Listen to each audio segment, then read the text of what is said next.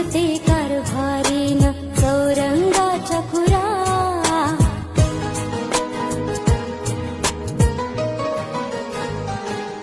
नाव गणाचं गोंदायचं आणि सुखानं नांदायचं.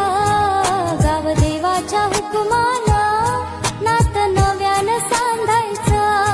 भेट दिली ही गाव देवानं, भेट दिली